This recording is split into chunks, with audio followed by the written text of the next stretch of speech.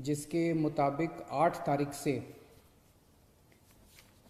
देश भर में रेस्टोरेंट खोले जाएंगे, मॉल्स खोले जाएंगे और धार्मिक स्थान खोले जाएंगे। दिल्ली सरकार भी केंद्र सरकार के उन्हीं आदेशों के मुताबिक कल से दिल्ली में रेस्टोरेंट, मॉल्स और धार्मिक स्थान खोलने जा रही है।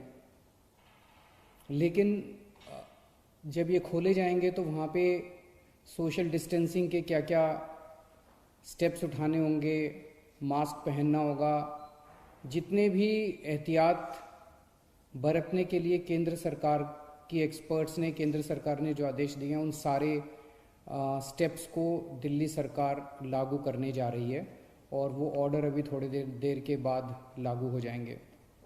लेकिन दिल्ली में होटल्स और बैंकेट हॉल्स को अभी नहीं खोला जा रहा है, क्योंकि दिल्ली में बढ़ते हुए कोरोना के केसेस को ध्यान में रखते हुए आने वाले समय में हो सकता है हमें कई होटल्स और बैंकेट हॉल्स को हॉस्पिटल्स के साथ अटैच करके उनको हॉस्पिटल्स में कन्वर्ट करना पड़े। इसके मद्देनज़र अभी होटल्स और बैंकेट हॉल्स को नहीं खोला जा रहा। धीरे धीरे हम सब लोगों ने मिलके अपनी अर्थव्यवस्था तो खोल ली, बहुत सारी ढील दे दी लॉकडाउन के अंदर। लेकिन लॉकडाउन में ढील देने का ये मतलब नहीं है कि कोरोना ख़त्म हो गया। कोरोना अभी बड़ी तेज़ी से बढ़ रहा है। इसीलिए मेरी आप सब लोगों से हाथ जोड़ के विनती है कि जो भी एहतियात बरतने के लिए 3 चीज़ें बार बार कही जा रही हैं, सोशल डिस्टेंसिंग बरतें, मास्क पहने। मैं देखता हूँ कि कई लोग घर के बाहर निकल रहे हैं बिना मास्क पहने हुए। मास्क पहन के आप किसी पे एहसान नहीं कर रहे, मास्क पहन के आप अपने ऊपर एहसान कर रहे हैं। अगर आप एहतियात बरतेंगे तो आप कोरोना से बच सकते हैं। सोशल डिस्टेंसिंग, मास्क और बार बार हाथ को धोना, ये 3 चीज़ें अपने को अच्छे से करनी है। लेकिन मेरी सबसे ज़्यादा बड़ी विनती बुजुर्गों से है। सभी बुजुर्गों से मेरी हाथ जोड़ के विनती है, आप ये मान के चले कि आपके लिए लॉकडाउन ख़त्म नहीं हुआ, अभी भी आपके लिए लॉकडाउन है और आपके लिए तो और ज़्यादा लॉकडाउन है। सख्ती से लॉकडाउन करना है। मान लीजिए आपके घर में आपके बच्चे हैं, थोड़े दिन के लिए बच्चों से इंटरेक्ट करना बंद कर दीजिए, अपने घर के अन्य सदस्यों से इंटरेक्ट करना बंद कर दीजिए, एक ही कमरे में रहिए। अगर ज़रूरत है तो एक बारी बाहर राउंड लगा आइए, लेकिन किसी के साथ भी इंटरेक्ट मत कीजिए किसी भी तरह से। बुज़ुर्ग सबसे ज़्यादा, जितनी मौतें हो रही हैं उनमें सबसे ज़्यादा बुज़ुर्ग हैं। तो मेरी आपसे, जो बुज़ुर्ग हैं और जिनको कोमॉर्बिडिटी जो कहते हैं, कैंसर है या डायबिटीज़ है या सांस की बीमारी है, इन लोगों को ज़्यादा एहतियात बरतने की ज़रूरत है। पिछले हफ्ते मैंने आप सब लोगों से एक और चीज़ है, कल से दिल्ली के बॉर्डर्स खोले जा रहे हैं। 1 हफ्ता पहले हमने दिल्ली के बॉर्डर्स सील किए थे, इसलिए क्योंकि हमें ये लग रहा था कि अगर बॉर्डर्स खोल दिए तो देश भर से जो मरीज आएंगे और दिल्ली के अस्पतालों में इलाज कराएंगे, उससे दिल्ली के अस्पताल अभी जो कोरोना का इलाज कर रहे हैं, क्या उसको बर्दाश्त कर पाएंगे, क्या उस बर्डन को बर्दाश्त कर पाएंगे। इस वजह से बॉर्डर्स को सील किया गया था। कल से दिल्ली के बॉर्डर्स को खोला जा रहा है। साथ ही अभी कैबिनेट की मीटिंग हुई और ये निर्णय लिया गया है कि पिछले हफ्ते हमने दिल्ली के लोगों से पूछा था, हमने दिल्ली के लोगों के सामने ये प्रश्न रखा था, हमने दिल्ली के लोगों से ये पूछा था कि अभी तक कोरोना होने तक, मार्च के महीने तक दिल्ली के सारे अस्पताल पूरे देश के लोगों के लिए खुले रहते थे। दिल्ली के लोगों ने कभी अपने देश के लोगों का इलाज करने से मना नहीं किया। किसी भी वक्त हमारे दिल्ली के सारे अस्पतालों में लगभग 60-70% मरीज दिल्ली के बाहर से, देश भर से लोग आए हुए होते थे। हमने कभी मना नहीं किया।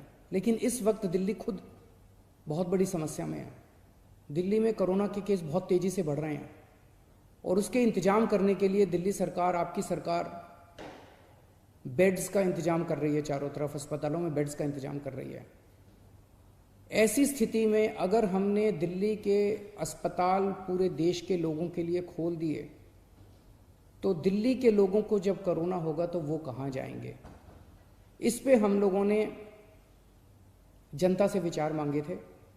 7.5 लाख लोगों ने अपने सुझाव भेजे और 90% से ज़्यादा लोगों का यही कहना था कि कोरोना तक, जब तक कोरोना है दिल्ली में, तब तक दिल्ली के अस्पताल केवल दिल्ली वालों के लिए रिजर्व होने चाहिए। उसके बाद हम लोगों ने एक 5 डॉक्टर्स की कमेटी बनाई। बड़े बड़े डॉक्टर्स थे। Doctor Mahesh Verma vice chancellor हैं आईपी यूनिवर्सिटी के, doctor Sunil Kumar medical director हैं जीटीबी हॉस्पिटल के, डॉक्टर अरुण गुप्ता ये प्रेसिडेंट हैं दिल्ली मेडिकल काउंसिल के, डॉक्टर आर.के. गुप्ता ये एक्स प्रेसिडेंट हैं दिल्ली मेडिकल एसोसिएशन के, डॉक्टर संदीप बुद्धिराजा ये ग्रुप मेडिकल डायरेक्टर हैं मैक्स हेल्थ केयर के।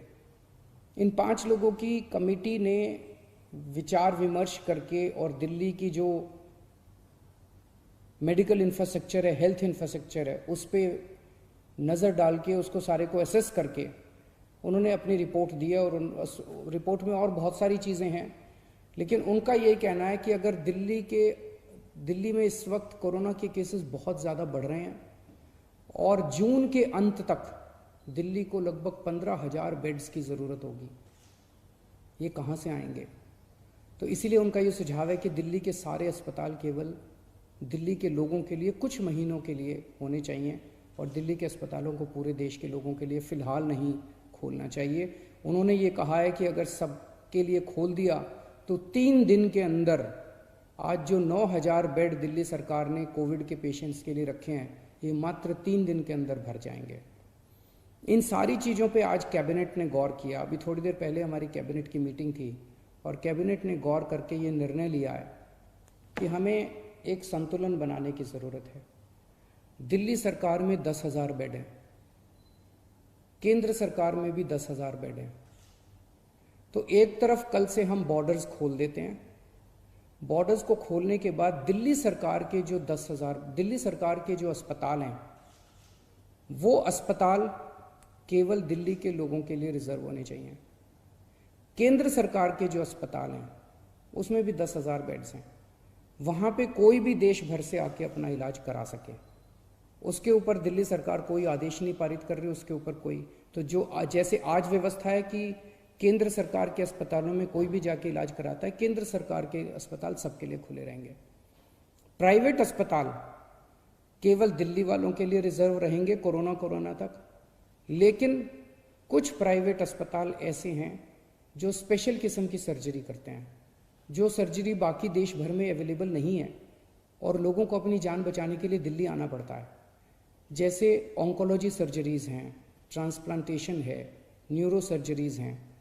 इस किस्म की कुछ सर्जरीज़ जो कुछ चंद अस्पताल करते हैं, उन सर्जरीज़ के लिए देश भर से लोग अगर दिल्ली आके अपनी सर्जरी करवाते हैं, वो पूरे देश के लोगों के लिए खुला रहेगा।